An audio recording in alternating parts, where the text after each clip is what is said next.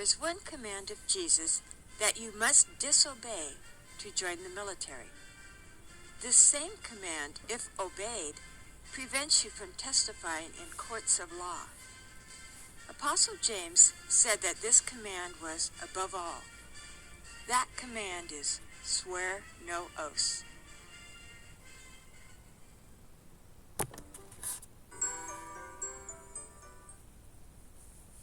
You don't have to read any further than the first book of the New Testament, Matthew chapter 5, to uncover a command of Christ that, if obeyed, would put an end to society as we know it, not just in America, but around the world. This four-word command, if complied with, would force all tribunals from traffic court to the Supreme Court to close their doors. And every branch of the military, Army, Navy, Air Force, Marines, and Special Forces, would be unable to recruit personnel at any level if people would just obey this one command.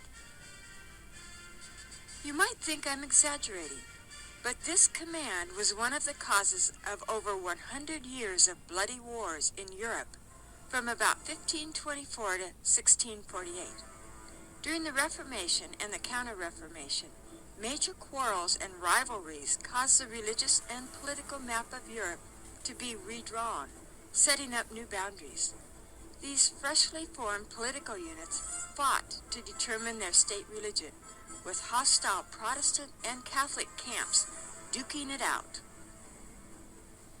One of the reasons for the upheaval was that ordinary people were reading the New Testament in their own language for the first time.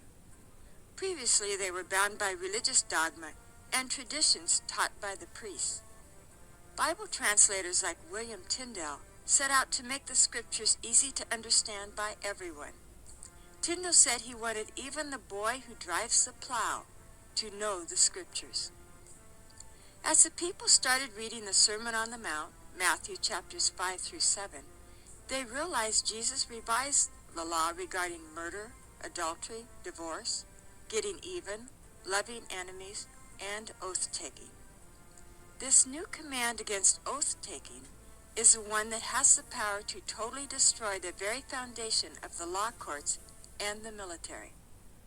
What Jesus said about oath-taking was clear and concise. It took just 4 words. Swear not at all. That's Matthew 5:34. Here's the full scripture in context. Again, you have heard that it was said to the people long ago, do not break your oath, but fulfill to the Lord the vows you have made. But I tell you, do not swear an oath at all, either by heaven, for it is God's throne, or by the earth, for it is his footstool, or by Jerusalem, for it is the city of the great king. And do not swear by your head, for you cannot make even one hair white or black. All you need to say is simply yes or no. Anything beyond this comes from the evil one. Matthew 5:33 through 37. The legal definition of an oath is a solemn swearing to the truth of statements delivered orally and or in written form. Making of false statements while under oath may result in prosecution for perjury. An affidavit is a written oath. Knowing this clear prohibition against oaths, how could the people who followed Jesus Christ continue taking oaths? Jesus' words were just too clear to miss. Simply say yes or no. Promising more than yes or no means coming under judgment and is of the evil one. But if the people refused to take oaths, that would put an end to the law courts. During those turbulent religious wars, the secular forces said they absolutely could not run the judicial system without witnesses in court swearing to tell the truth. Yet, certain religious leaders argued that this swearing would be in clear disobedience to Christ's commands to swear no oaths. What could be done? Jesus said, swear not at all. Yet the courts required oaths. So the fighting and the bloodshed raged on and on over this and other controversies. Finally, an agreement was reached on this important matter of oath-taking. The Protestant leaders agreed not to preach against judicial oaths or military oaths or oaths of allegiance. Instead, the Protestants compromised by agreeing to teach that only false or vain oaths are prohibited. Now the courts and the military could continue requiring oaths, and the Protestant churches would not preach against it. However, several Christian groups absolutely refused to accept this compromise of what Jesus clearly said. The Quakers and the Mennonites firmly rejected all oaths. This stance has led to their persecution by governments that insist on oath-taking. George Fox, leader of the Quaker movement, told how the judge caused the oath to be read to him with the jury standing by. Then George was asked whether he would take the oath or not, and this is what George said. "Ye have given me a book here to kiss and to swear on, and this book which you have given me to kiss says, kiss the Son. And the Son says in this book, swear not at all. And so says also the Apostle James. Now I say as the book says, and yet ye imprison me. Why do you not imprison the book for saying so? How comes it that the book, which bids me not to swear, is at liberty amongst you, and yet you imprison me for doing as the book bids me?" As I was speaking this to them and held up the Bible open in my hands to show them the place in the book where Christ forbids swearing, they plucked the book out of my hand, and the judge said, "Nay, but we will imprison George Fox." What George Fox said spread over all the country. They gave me a book to swear on that commanded me not to swear at all, and that the Bible was at liberty and I in prison for doing as the Bible said. This was from George Fox, an autobiography. The Schleitheim Confession, written in 1527, the earliest Anabaptist confession of faith, was written by the Swiss Brethren and took a strong stand against oaths. We are agreed as follows concerning the oath. The oath is a confirmation among those who are quarreling or making promises. In the law, it is commanded to be performed in God's name, but only in truth, not falsely.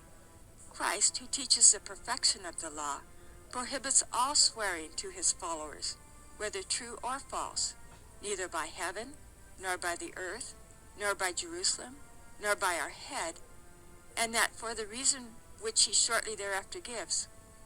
For you are not able to make one hair white or black.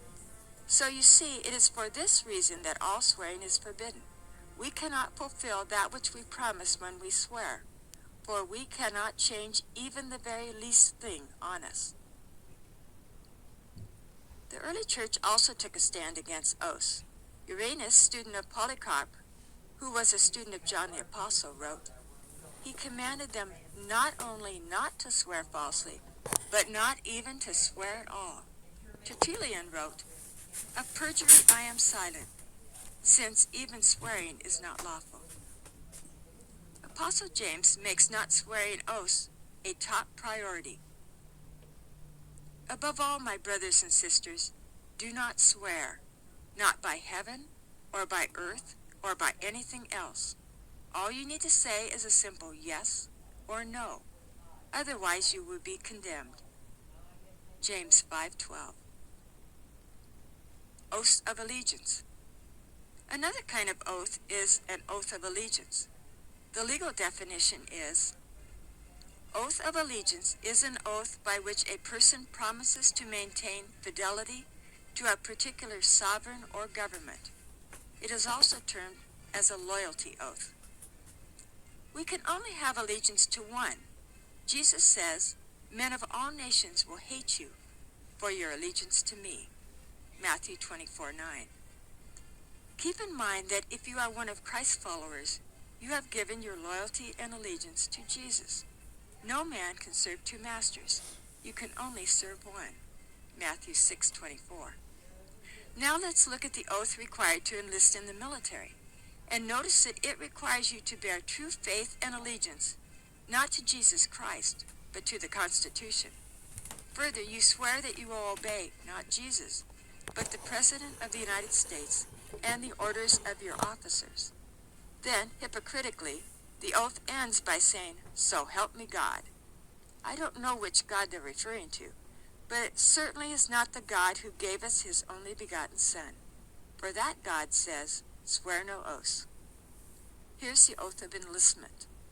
I, so-and-so, do solemnly swear or affirm that I will support and defend the Constitution of the United States against all enemies, foreign and domestic, that I will bear true faith and allegiance to the same, and that I will obey the orders of the President of the United States and the orders of the officers appointed over me, according to regulations and the Uniform Code of Military Justice.